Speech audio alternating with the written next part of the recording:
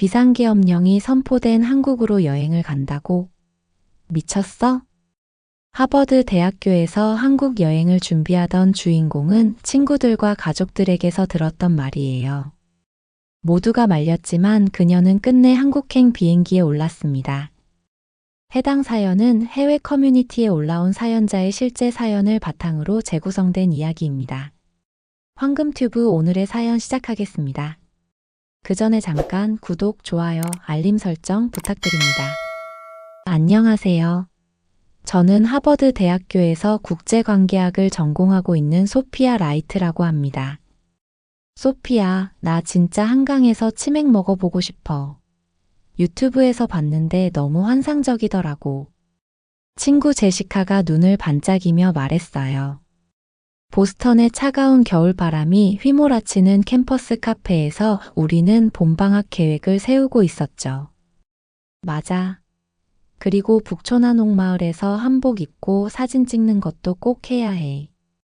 인스타에 올리면 좋아요 폭발할 거야. 라고 제가 신나서 대답했어요. 그리고 명동에서 쇼핑도 해야지. 한국 화장품 다 싹쓸이해 올 거야. 라며 에밀리가 웃으며 말했죠. 작년 가을 저와 친구들은 2025년 봄방학에 한국을 방문하기로 결정했어요. 처음 한국 문화를 접한 건 고등학교 때 우연히 들은 K-팝 음악이었는데요.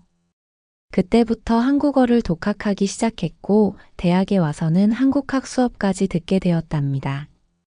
소피아, 너 한국어 발음이 점점 좋아지고 있어. 한국 가면 현지인들이랑 대화할 수 있겠다. 라고 룸메이트 캐서린이 칭찬해 줬어요. 고마워.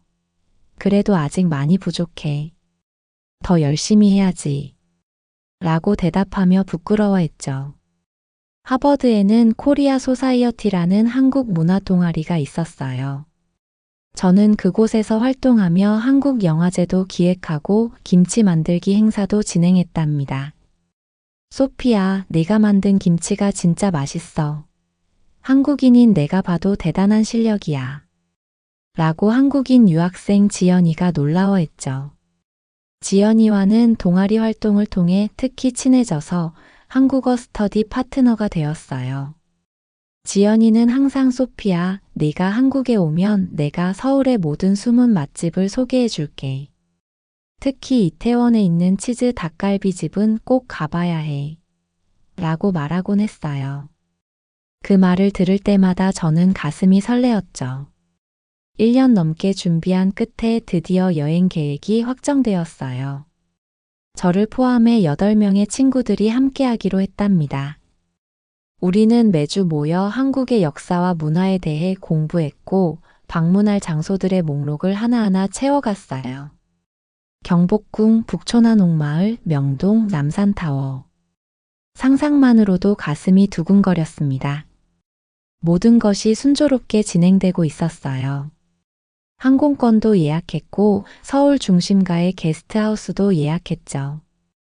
저는 매일 밤 잠들기 전에 한국 여행 가이드북을 읽으며 행복한 상상을 했답니다. 벚꽃이 만개한 한국의 봄을 걷는 모습, 한강에서 치맥을 즐기는 모습, 한복을 입고 고궁을 거니는 모습. 모든 것이 완벽해 보였어요.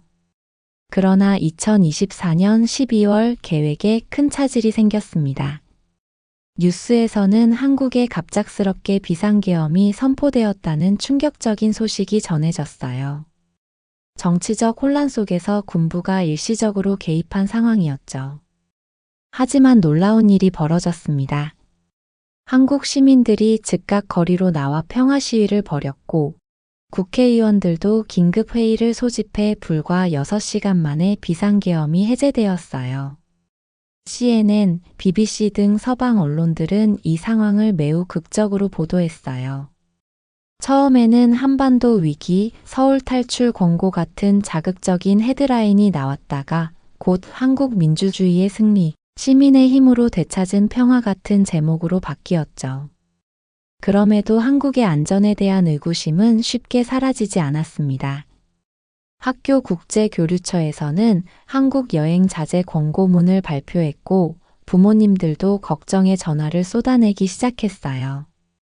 저는 너무 놀라 가슴이 덜컥 내려앉았어요. 1년 넘게 꿈꿔온 여행이 물거품이 될 위기에 처한 거였습니다. 특히 같은 동아리에서 활동하던 중국인 친구 리나는 매일같이 제게 여행 취소를 종용했어요. 소피야, 위험한 곳에 왜 굳이 가려고 해? 이렇게 혼란스러운 시기에 한국은 안전하지 않아. 차라리 같이 중국 여행을 가자고. 라며 저를 설득하려 했죠.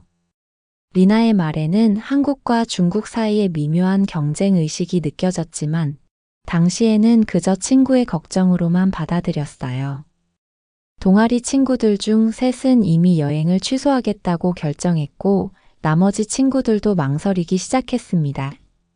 모두가 불안해하는 가운데 저는 깊은 고민에 빠졌어요. 정말 포기해야 하는 걸까? 그렇게 간절히 바라던 한국 여행을.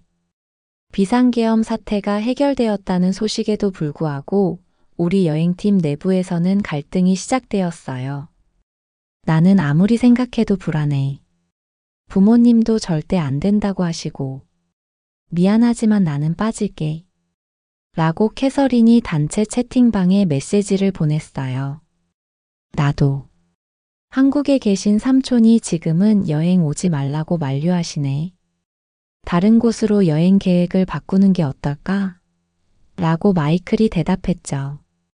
저는 휴대폰을 내려놓고 깊은 한숨을 내쉬었어요. 1년 넘게 준비한 여행이 물거품이 될 위기에 처한 거였죠. 소피야, 진짜 아직도 한국에 가겠다는 생각을 하고 있어? 너무 위험해 보여. 라고 제시카가 제 기숙사 방을 찾아와 물었어요. 실제로는 상황이 그렇게 심각하지 않을 수도 있잖아. 비상계엄도 6시간 만에 해제됐다며? 한국은 민주주의 국가라고. 언론이 과장했을 가능성이 커. 라고 대답했지만 저도 확신이 없었답니다. 다음 날 학교 국제교류처에서 이메일이 왔어요. 한국 여행 자제 권고라는 제목이었죠. 학교에서도 권고문을 보냈잖아. 정말 한국은 포기하자. 라고 에밀리가 말했어요. 그날 저녁 중국인 친구 리나가 제 방을 찾아왔어요. 소피야, 솔직히 난 네가 한국에 그렇게 집착하는 이유를 모르겠어. 케이팝이랑 드라마 때문에? 그건 그냥 판타지일 뿐이야. 라고 리나가 살짝 비꼬는 말투로 말했어요. 그런 게 아니야, 리나.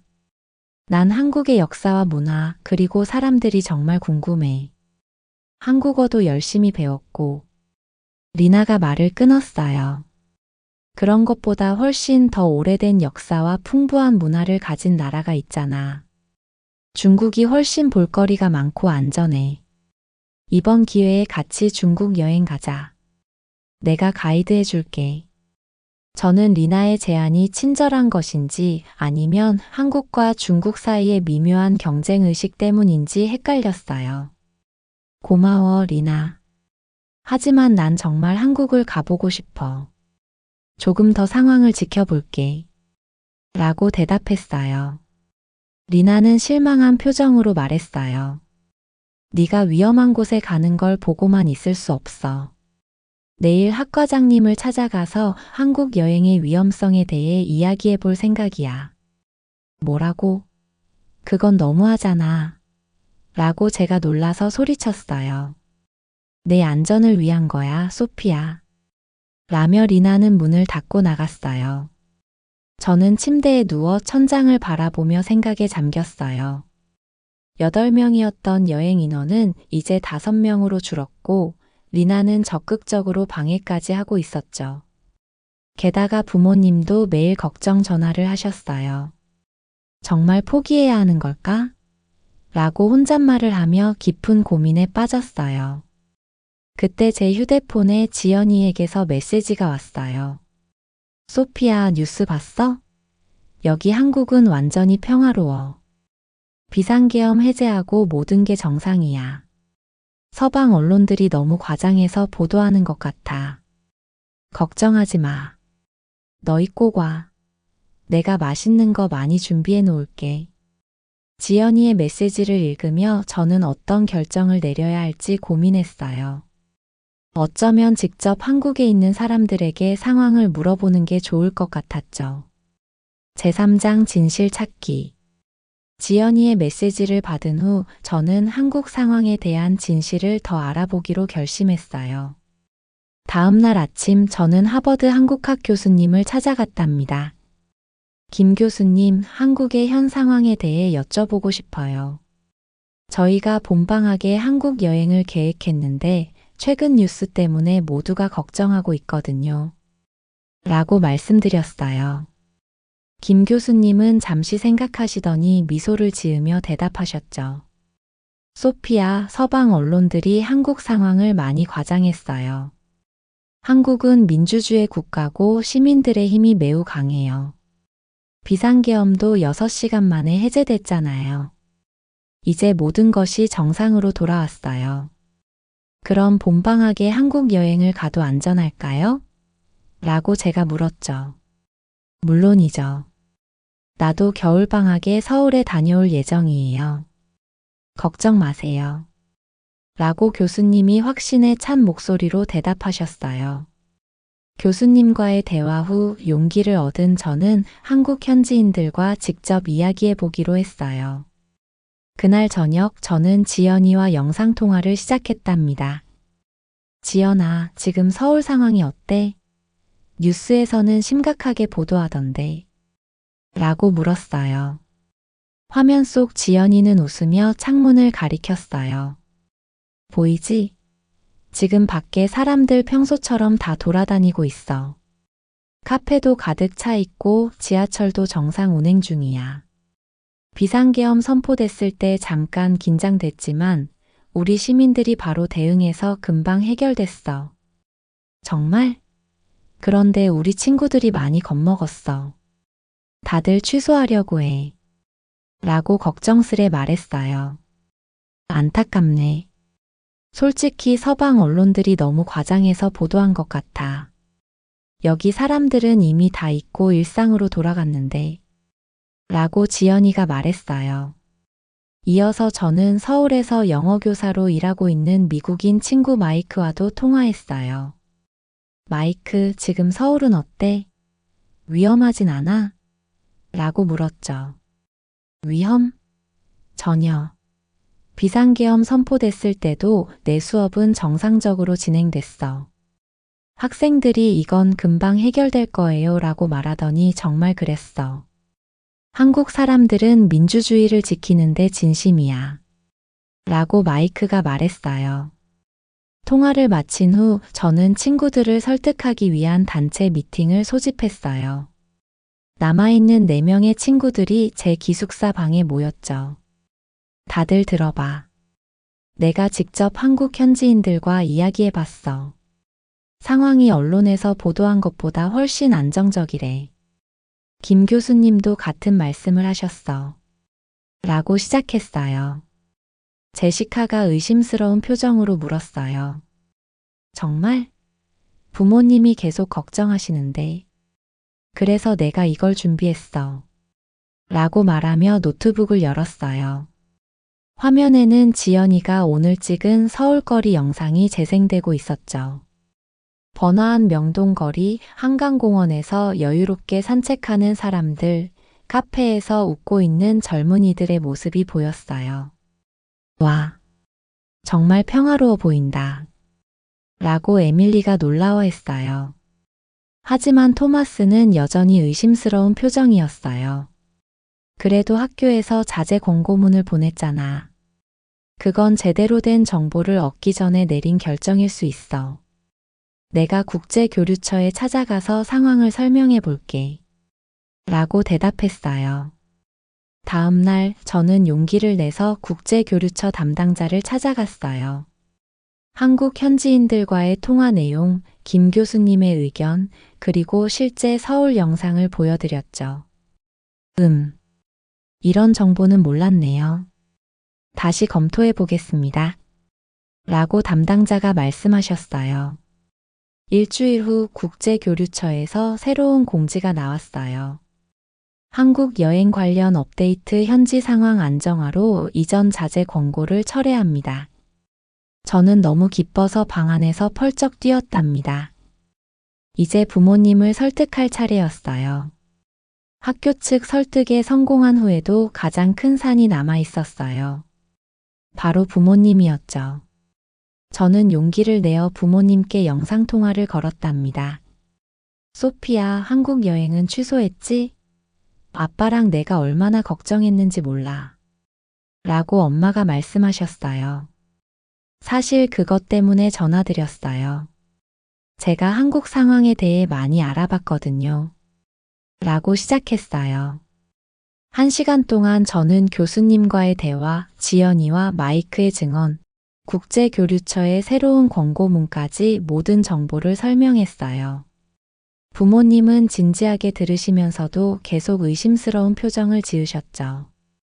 엄마, 아빠, 제가 몇 가지 영상을 보여드릴게요. 라고 말하며 지연이가 찍어준 서울거리 영상을 공유했어요. 정말 평화로워 보이긴 하네. 라고 아빠가 조심스럽게 말씀하셨어요. 그래도 우린 너무 걱정돼. 네가 지구 반대편 낯선 나라에 가는 건데. 라고 엄마가 말씀하셨죠. 그때 저는 좋은 생각이 떠올랐어요. 그럼 이분과 직접 통화해 보시겠어요? 라고 말하며 김 교수님께 연락드렸어요. 김 교수님, 정말 죄송한데 부모님이 한국 여행을 많이 걱정하고 계세요. 혹시 잠시 통화 가능하실까요? 라고 부탁드렸죠. 물론이죠, 소피야. 라고 교수님이 흔쾌히 동의하셨어요. 김 교수님은 부모님께 한국의 안전성, 문화적 풍요로움, 그리고 외국인들에 대한 친절함에 대해 상세히 설명해 주셨답니다. 저도 제 딸을 다음 달에 서울로 보낼 예정입니다. 정말 안전한 나라예요. 라는 교수님의 말씀에 부모님의 표정이 조금씩 누그러졌어요. 내 아빠랑 얘기해 볼게. 라고 엄마가 마침내 말씀하셨어요. 다음 날 아침 부모님께서 답변을 주셨어요. 우리가 많이 알아봤다. 한국은 생각보다 안전한 나라인 것 같아. 대신 매일 안부 연락은 꼭 해야 해. 알았지? 정말요? 감사해요, 엄마, 아빠. 라고 소리치며 기뻐했어요. 부모님 설득에 성공한 후 친구들에게 좋은 소식을 전했죠. 하지만 여전히 문제가 남아 있었어요. 원래 8명이었던 여행팀은 이제 저를 포함해 5명으로 줄어들었거든요. 5명이면 충분해. 오히려 더 자유롭게 여행할 수 있을 거야. 라고 제가 긍정적으로 말했어요. 그런데 예상치 못한 문제가 생겼어요. 바로 리나였죠. 리나는 저의 여행 계획이 다시 진행된다는 것을 알고 학과 사무실에 찾아가 항의했다고 해요. 소피아, 리나가 학과장님께 한국 여행의 위험성에 대해 보고서까지 제출했대. 정말 이해할 수 없어. 라고 에밀리가 알려줬어요. 저는 직접 리나를 찾아갔어요. 리나, 왜 이러는 거야? 내 여행을 왜 방해하려고 해? 리나는 얼굴이 붉어지며 말했어요. 솔직히, 난 네가 한국 같은 나라에 그렇게 열광하는 걸 이해할 수 없어. 한국 문화나 음식은 다 중국 것을 베낀 거야. 김치도 원래 중국 음식이고 한복도 중국 의상에서 온 거라고. 우리는 5,000년 역사를 가진 위대한 문명인데 왜 모두가 한국 같은 작은 나라만 좋아하는 거야? 저는 리나의 갑작스러운 발언에 당황했어요. 리나, 그건 좀 과한 말 아닐까? 각 나라마다 고유한 문화와 역사가 있잖아. 영향을 주고받는 건 자연스러운 거고. 자연스럽다고? 한국은 그냥 중국 문화를 가져다가 포장만 바꾼 거야. 그런데 전 세계 사람들은 K-팝이니 K-드라마니 하면서 한국에만 열광해. 역사도 짧고 문화적 깊이도 없는 나라인데 말이야. 라고 리나가 목소리를 높였어요. 그렇게 말하면 정말 기분 나빠. 난 한국의 현대 문화와 전통이 어떻게 조화를 이루는지, 스마트 도시는 어떤지 직접 보고 싶은 거야. 이건 중국과의 경쟁이 아니라 내 개인적인 관심사일 뿐이야. 라고 제가 단호하게 말했어요. 리나는 비웃듯이 말했어요. 그래, 가서 보라고. 곧 실망할 테니까. 한국이 얼마나 과대평가된 나라인지 내 눈으로 직접 확인하게 될 거야. 리나, 우린 더 이상 이야기할 필요 없을 것 같아. 내 여행을 방해하지 말아줘. 라고 말하며 돌아섰어요. 네가 알아서 해. 하지만 나중에 중국에 와서 진짜 문화를 경험해 보라고. 그때 네가 뭘 놓쳤는지 알게 될 테니까. 라고 리나가 마지막으로 말했어요. 마침내 모든 장애물을 극복하고 우리 5명은 한국 여행 최종 계획을 세웠어요. 출발까지 2달 남짓한 시간, 저는 매일 밤 잠들기 전에 한국에서의 모험을 상상하며 설레는 마음을 감출 수 없었답니다. 2025년 3월 마침내 우리의 한국 여행 날이 다가왔어요. 보스턴 로건 국제공항에 모인 우리 5명은 설레는 마음을 감출 수 없었답니다. 믿을 수 없어. 드디어 한국에 가는 거야. 라고 제시카가 소리쳤어요. 소피야, 정말 내 덕분이야. 네가 포기하지 않았기에 우리가 이렇게 갈 수 있게 됐어. 라고 에밀리가 제 어깨를 토닥였어요. 비행기를 타기 전 저는 지연이에게 메시지를 보냈어요. 우리 곧 출발해. 내일 저녁에 인천공항에서 만나. 14시간의 긴 비행 끝에 우리는 드디어 인천국제공항에 도착했어요. 비행기에서 내리자마자 저는 깜짝 놀랐답니다. 와, 이게 공항이야? 정말 미래적이네. 라고 제가 감탄했어요.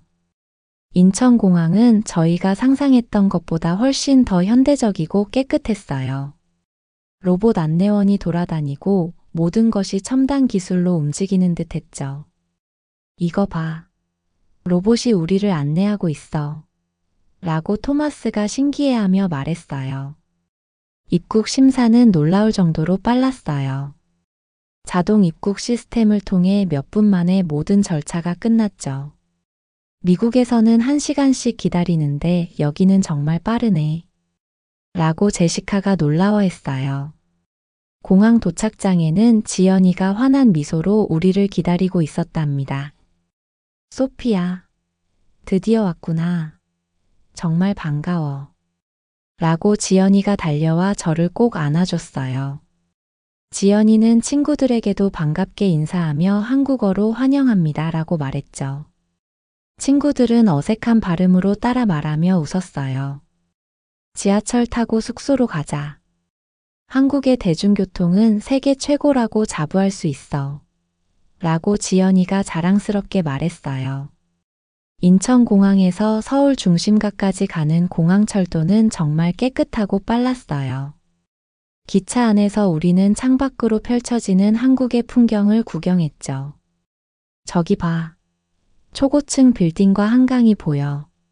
라고 에밀리가 손가락으로 가리키며 말했어요. 서울역에 도착해서 지하철로 갈아탔는데 그 시스템에 모두가 놀랐어요. 와, 지하철이 정말 깨끗하고 최신식이네. 보스턴 지하철과는 비교도 안 돼. 라고 토마스가 감탄했어요. 당연하지. 서울 지하철은 세계에서 가장 발달된 시스템 중 하나야. 무료 와이파이도 있고 열차 도착 시간도 정확해. 라고 지연이가 자랑스럽게 말했죠. 숙소에 도착하자마자 우리는 짐을 풀고 근처 식당으로 향했어요.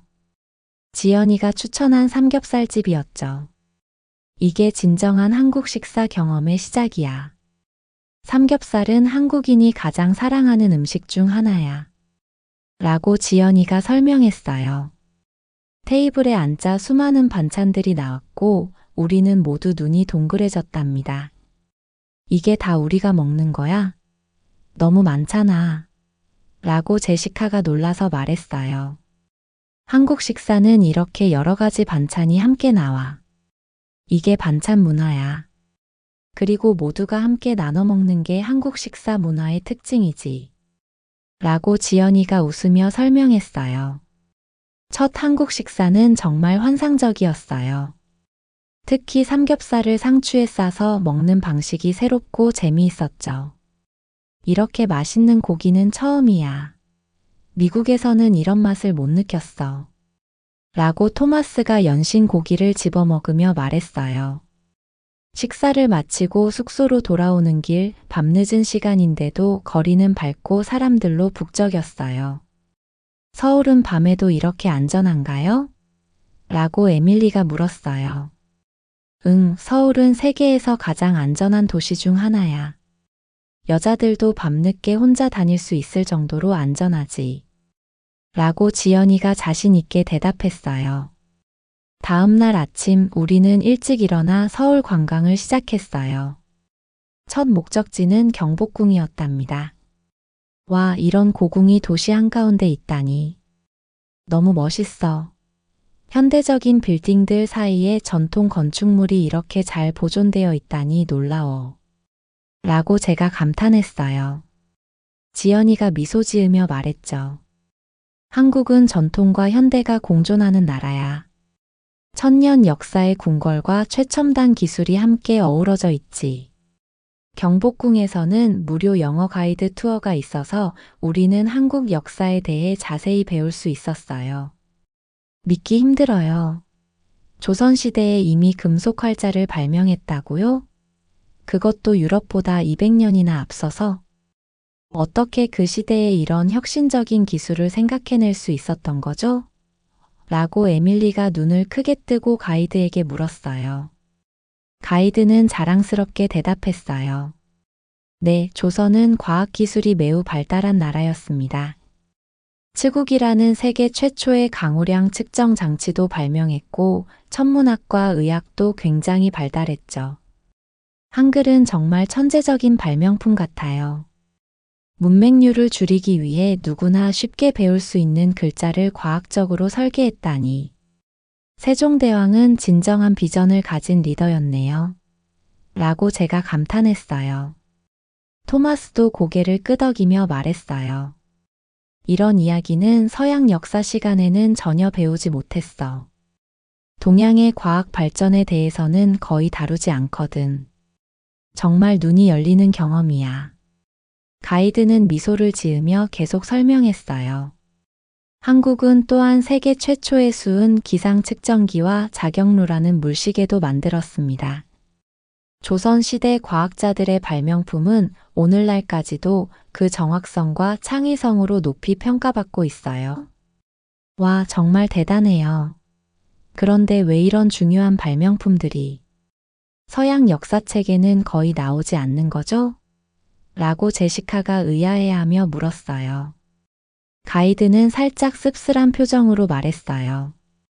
역사는 종종 승자의 관점에서 쓰이기 마련이죠. 동양의 많은 발명품과 성취가 서양 중심 역사관 속에서 간과되어 왔어요. 우리는 경복궁의 아름다운 정각들을 계속 둘러보며 깊은 인상을 받았어요. 특히 근정전의 웅장함과 경회루의 아름다움은 말로 표현할 수 없을 정도였죠. 미국에는 이런 곳이 없어. 수백 년 된 목조 건물이 이렇게 정교하게 보존되어 있다니 정말 놀라워. 라고 토마스가 감탄했어요. 궁궐을 나오면서 우리는 수문장 교대식도 볼 수 있었어요. 화려한 전통 의상을 입은 수문장들의 정확한 동작과 의식에 모두가 카메라를 들었죠. 이건 정말 영화에서나 볼 수 있는 광경이야. 그것도 실제로 역사적으로 행해진 의식이라니. 라고 제가 흥분해서 말했어요. 경복궁 주변에는 한복을 빌려주는 가게가 많았어요. 우리는 모두 한복을 빌려 입고 고궁 주변을 거닐었답니다. 이렇게 전통 의상을 입고 고궁을 거닐면 정말 시간 여행을 하는 기분이 들어. 라고 에밀리가 환하게 웃으며 말했어요. 한복을 입은 우리의 모습을 많은 한국인들이 보고 미소 지으며 엄지를 치켜세워 주었죠. 관광객들도 우리에게 사진을 함께 찍자고 요청했고요. 이런 문화체험은 정말 특별해. 한국인들이 자신들의 전통을 이렇게 사랑하고 외국인들에게도 기꺼이 공유하는 모습이 인상적이야. 라고 제시카가 말했어요. 점심으로는 지연이가 한식 비빔밥을 추천해 줬어요. 다양한 나물과 고추장이 어우러진 화려한 색감의 음식이었죠. 이게 바로 한국 음식의 특징이야. 5가지 색을 균형 있게 사용해서 영양도 균형 잡히고 보기도 예쁘지. 라고 지연이가 설명했어요. 정말 맛있어. 그리고 건강에도 좋은 것 같아. 채소가 이렇게 다양하게 들어가 있으니까. 라고 제시카가 기뻐했어요. 오후에는 명동 쇼핑가를 방문했는데 화장품 가게마다 영어와 중국어, 일본어가 가능한 직원들이 있어 놀랐어요. 한국은 외국인 관광객을 위한 서비스가 정말 잘 되어 있네. 라고 토마스가 말했어요. 그럼 한국은 관광산업에 많은 투자를 하고 있어. 그리고 대부분의 젊은이들은 영어를 할 수 있어. 영어 교육을 어릴 때부터 받거든. 이라고 지연이가 자랑스럽게 말했죠. 화장품 쇼핑을 마치고 우리는 아기자기한 전통 찻집에 들어갔어요. 한옥을 개조한 이 찻집은 현대적 감각과 전통이 완벽하게 어우러진 공간이었답니다. 여기는 전통 한국 차를 맛볼 수 있는 곳이야. 계절마다 다른 꽃차와 약재차를 내는데 건강에도 정말 좋아. 라고 지연이가 설명했어요. 와, 이 공간 자체가 예술 작품 같아. 창문으로 보이는 정원도 너무 아름답고. 라고 제가 감탄했어요. 찻집에서는 무료 와이파이가 빵빵하게 터져서 모두가 놀랐죠. 한국의 인터넷 속도는 세계 최고야. 거의 모든 곳에 무료 와이파이가 있어서 외국인 여행자들도 너무 편리하지. 라고 지연이가 말했어요. 저녁에는 한강공원으로 향했어요. 그곳에는 많은 사람들이 자전거를 타거나 피크닉을 즐기고 있었죠. 한국 사람들은 이렇게 퇴근 후에도 활동적인 편이야. 건강을 많이 신경 쓰거든. 이라고 지연이가 설명했어요. 한강변에 앉아 야경을 보며 저는 이런 한국의 모습에 완전히 매료되었어요. 정말 아름다워. 강변을 따라 펼쳐진 화려한 빌딩들의 조명이 물에 반사되는 모습이 환상적이야. 라고 제가 말했어요. 서울의 야경은 세계적으로도 유명해. 특히 한강 다리들의 조명쇼는 매 시간마다 색이 바뀌어서 더 아름답지. 라고 지연이가 자랑스럽게 말했어요. 그날 밤 우리는 편의점에 들러 다양한 한국 과자와 음료를 사서 숙소에서 작은 파티를 열었답니다. 한국 편의점 음식 퀄리티가 정말 놀라워. 미국에서는 편의점 음식이라고 하면 별로인데 여기는 정말 맛있어. 라고 토마스가 컵라면을 먹으며 말했어요. 한국 편의점은 작은 식당이나 마찬가지야. 도시락, 삼각김밥, 라면. 다 맛있고 가격도 저렴하지. 그리고 24시간 운영되니까 밤에도 안전하게 이용할 수 있어. 라고 지연이가 설명했어요. 하루 종일 서울을 돌아다니고 나서 우리는 모두 한국에 완전히 반해버렸답니다. 이제 미국으로 돌아가기 싫어졌어. 라고 제시카가 한숨을 쉬며 말했어요. 아직 시작일 뿐이야. 내일은 더 재미있는 곳으로 데려갈게. 라고 지연이가 윙크하며 말했답니다. 다음 날 우리는 젊은이들의 문화 중심지인 홍대 지역을 방문했어요. 지연이의 제안으로 먼저 인생네컷이라는 한국의 인기 사진관에 들어갔답니다. 이건 한국에서 정말 유행하는 문화야. 요즘 젊은이들은 친구들이랑 만나면 꼭 인생네컷을 찍어. 라고 지연이가 설명했어요. 우리는 재미있는 소품들을 골라 사진을 찍었어요. 사진이 인쇄되는 동안 에밀리가 갑자기 얼굴이 하얘지며 외쳤어요. 제 지갑이 없어요. 여권이랑 카드 전부 들어있는데. 우리 모두 당황했죠. 에밀리는 떨리는 목소리로 말했어요. 택시에서 내릴 때 떨어뜨린 것 같아요. 아까 결제할 때까지만 해도 분명히 있었거든요. 언제 마지막으로 지갑을 사용했어? 라고 제가 물었어요. 택시에서 내리기 직전에 요금을 지불했어요. 그러고 나서 지갑을 가방에 넣었는데 제대로 안 들어갔나 봐요. 라고 에밀리가 공포에 질린 표정으로 대답했어요. 토마스가 한숨을 쉬며 말했어요. 미국이었다면 이미 돈은 다 사라졌을 거야. 여권 재발급도 큰일이고. 지연이는 침착하게 말했어요. 걱정 마세요. 경찰서에 가서 분실 신고부터 해볼게요. 택시 번호나 기사님 이름 기억나요? 에밀리는 고개를 저었어요. 전혀 기억나지 않아요. 그냥 앱으로 불렀거든요. 지연이는 그래도 앱에 기록이 남아있을 거예요. 가까운 경찰서로 가봅시다. 라고 말했어요. 우리는 근처 경찰서를 찾아갔어요. 들어가자마자 깔끔한 시설과 정돈된 분위기에 놀랐죠. 안녕하세요. 제 외국인 친구가 택시에서 지갑을 잃어버렸는데 도움을 받을 수 있을까요? 라고 지연이가 경찰관에게 말했어요. 네, 어떤 상황인지 자세히 알려주세요. 라고 경찰관이 친절하게 대답했어요. 더 놀라운 건 그 경찰관이 유창한 영어로 에밀리에게 직접 물어봤다는 거예요. 언제 어디서 택시를 타셨나요? 지갑에는 어떤 것들이 들어있었나요? 에밀리는 자세히 설명했고 앱에서 택시 기사의 정보와 차량 번호를 찾아 경찰관에게 보여줬어요. 경찰관은 즉시 택시 회사에 연락했고 우리는 소파에 앉아 기다렸어요. 미국이었다면 이렇게 적극적으로 도와주지 않을 텐데.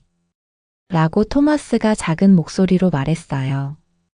약 30분 후 경찰서 문이 열리고 한 택시 기사님이 들어오셨어요. 그분 손에는 에밀리의 지갑이 들려 있었죠. 이거 맞나요? 라고 기사님이 물으셨어요. 에밀리는 눈물을 글썽이며 지갑을 받았어요. 지갑을 열어보니 여권, 신용카드, 현금까지 모두 그대로였답니다. 모든 게 그대로예요. 한 푼도 없어지지 않았어요. 라고 에밀리가 믿을 수 없다는 표정으로 말했어요. 기사님은 겸손하게 웃으시며 말씀하셨어요. 당연한 일을 했을 뿐입니다. 손님이 두고 내린 것을 발견하고 바로 회사에 신고했어요. 에밀리는 감사의 표시로 사례금을 드리려 했지만 기사님은 정중히 거절하셨어요. 괜찮습니다. 한국에서 좋은 추억 많이 만드세요. 라고 말씀하시고 떠나셨죠. 경찰서를 나오면서 에밀리는 눈물을 닦으며 말했어요.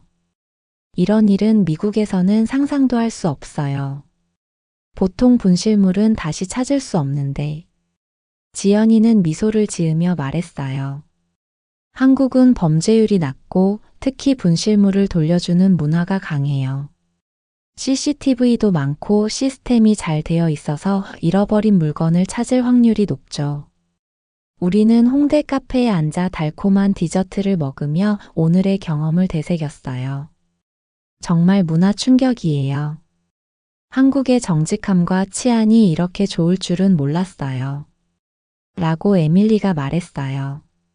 사실 이런 게 바로 한국의 진짜 매력 아닐까? 첨단 기술도 좋지만 사람들의 높은 시민의식과 정직함이야말로 이 나라를 정말 특별하게 만드는 것 같아. 라고 제가 생각에 잠겨 말했답니다. 그 말에 우리 모두는 깊이 공감했어요. 한국은 우리가 예상했던 것보다 훨씬 더 안전하고 친절하고 정직한 나라였으니까요. 방학의 마지막 날, 우리는 이태원의 한 옥상 레스토랑에서 저녁을 먹으며 서울의 야경을 감상했어요. 열흘 동안의 여행이 이렇게 끝나간다는 게 믿기지 않았죠. 한국에 올 수 있었던 게 정말 다행이야.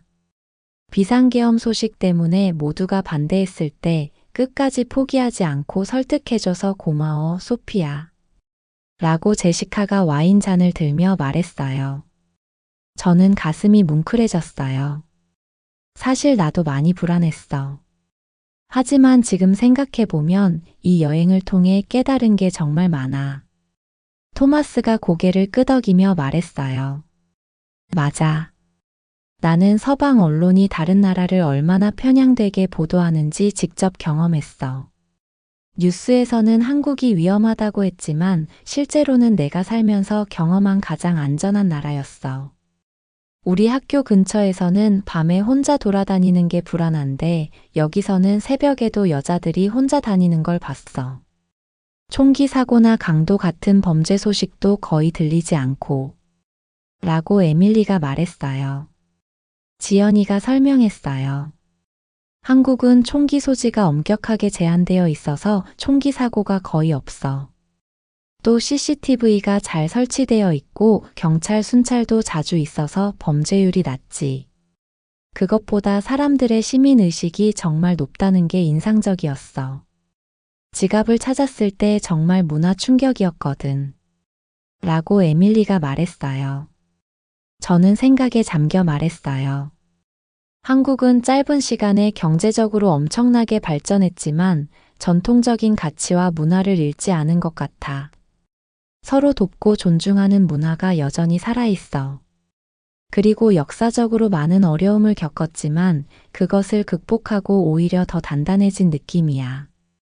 비상계엄 때도 시민들이 평화적으로 대응해서 민주주의를 지켰잖아. 라고 토마스가 덧붙였어요.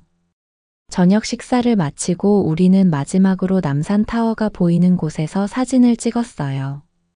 서울의 화려한 불빛이 마치 별처럼 빛나고 있었죠. 소피아, 정말 고마워. 네가 아니었으면 우리는 이런 경험을 절대 하지 못했을 거야. 라고 제시카가 제 손을 꼭 잡으며 말했어요. 오히려 내가 고마워. 너희들이 내 말을 믿고 따라와 준 덕분이야. 라고 제가 대답했어요. 에밀리가 갑자기 한숨을 쉬었어요. 리나에게 한국 여행 사진을 보내줬는데 아직 답장이 없네. 시간이 지나면 리나도 이해할 거야. 언젠가 함께 한국에 오게 된다면 리나도 한국의 진짜 모습을 볼 수 있을 테니까. 라고 제가 말했어요. 다음 날 아침 인천공항으로 가는 길에 우리는 조용히 창밖을 바라보며 지난 열흘을 되새겼어요. 저는 마음속으로 다짐했죠. 언젠가 꼭 다시 올 거야. 공항에 도착해서 지연이와 작별 인사를 나눌 때 우리 모두의 눈에는 눈물이 고여 있었어요. 정말 잊지 못할 추억을 만들어줘서 고마워, 지연아. 라고 제가 말했어요. 다음에 또 와. 그때는 더 많은 곳을 보여줄게. 라고 지연이가 대답했어요. 비행기에 오르며 저는 한국에서의 모든 순간들을 마음에 담았어요. 비상계엄 소식에 모두가 두려워하던 그때 제가 끝까지 포기하지 않고 한국을 방문하기로 결정한 것은 제 인생에서 가장 현명한 선택 중 하나였답니다. 하버드로 돌아온 후 저는 한국 여행 경험을 학교 신문에 기고했어요. 미디어가 보여주지 않는 한국의 진실이라는 제목의 글이었죠. 놀랍게도 그 글은 큰 호응을 얻었고 많은 학생들이 한국에 대해 더 알고 싶어 했어요. 심지어 리나도 제 글을 읽고 연락해 왔어요. 내 글 읽었어. 정말 감동적이었어. 미안해, 내가 편견을 가지고 있었던 것 같아. 그렇게 우리의 한국 여행은 끝이 났지만 그곳에서 배운 교훈과 경험은 우리 마음속에 영원히 남았어요. 언론이 보여주는 이미지가 아닌 직접 경험을 통해 진실을 발견하는 것의 중요성을 깨달았죠. 그리고 무엇보다 한국이라는 나라가 가진 독특한 매력 마이너스 첨단 기술과 전통, 문화의 조화, 높은 시민의식과 따뜻한 정의 문화, 그리고 어떤 어려움 속에서도 희망을 잃지 않는 회복력을 직접 느낄 수 있었답니다. 지금도 가끔 서울의 밤하늘 아래 한강을 거닐던 그 순간이 그리워질 때면 저는 그때 찍은 사진들을 꺼내보며 미소 짓곤 해요. 그리고 다짐하죠. 언젠가 꼭 다시 한국으로 돌아가리라고. 여러분, 소피아와 친구들이 한국에서 겪은 특별한 이야기 어떠셨나요? 처음에는 비상계엄령이 선포된 위험한 나라라며 모두가 말렸지만 끝내 한국행을 선택한 하버드 학생들이 경험한 진짜 한국의 모습이 인상적이었죠. 특히 놀라웠던 것은 첨단 기술의 인천공항, 빠르고 깨끗한 대중교통, 밤에도 안전한 거리 같은 현대적 편리함과 함께 택시에서 분실한 지갑을 그대로 돌려받은 경험, 친절한 시민들, 전통과 현대가 공존하는 문화적 풍요로움이었습니다. 이제는 친구들에게 한국의 진짜 모습을 알리고 미디어에 편향된 시각을 넘어 직접 경험의 중요성을 깨달은 소피아의 이야기가 감동적이지 않나요? 여러분도 한국에서 경험한 특별한 순간이나 외국인 친구들의 한국 방문 이야기가 있으신가요? 여러분의 따뜻한 이야기를 댓글로 들려주세요. 여러분의 댓글은 더 좋은 사연으로 찾아올 수 있는 황금튜브의 원동력입니다. 오늘 사연이 좋았다면 구독, 좋아요, 알림 설정 부탁드리며 영상 끝까지 시청해주셔서 너무 감사드립니다. 더 좋은 영상으로 다시 찾아뵙는 황금튜브가 되겠습니다. 늘 건강 조심하시고 알차고 즐거운 하루 되세요. 황금튜브였습니다. 고맙습니다. 그리고 늘 사랑합니다.